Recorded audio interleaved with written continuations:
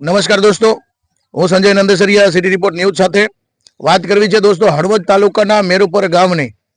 જ્યારે મેરુપર ગામની એક વાત કરવામાં આવે તો આજે વહેલી સવારે કોઈ અજાણી યુવતી દ્વારા એક શિશુ બાળક જેનો મૃતદેહ ગામની નજીક જ એક સ્કૂલની પાછળનો ભાગ કહેવાય અને આ રસ્તો જાહેર રસ્તો હોય એ જાહેર રસ્તામાં ફેંકી અને ચાલ્યું ગયું છે.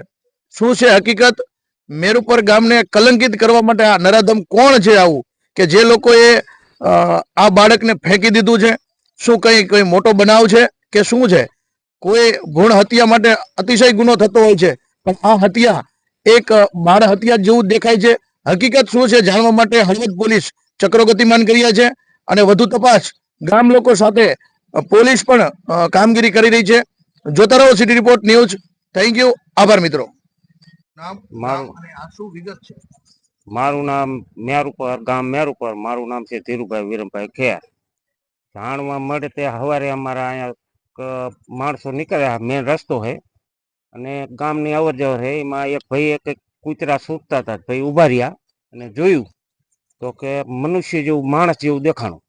એટલે ભાઈ ગામને હાથ પડ્યો અને જોયું તો કૂતરાને આઘાત અગડ્યા અને મનુષ્ય જેવું છે અને બાળક છે અને કોક નરાધમિયા કોક મીકી ગયું છે અને ગામની આ આબરૂ ઓછી કરવા હાટુથી આવું કૃત્ય પહેલી વખત છે અમારા ગામમાં. હજારો વર્ષ થઈ ગયા પણ કોઈ આવું કંઈ બીનું નથી.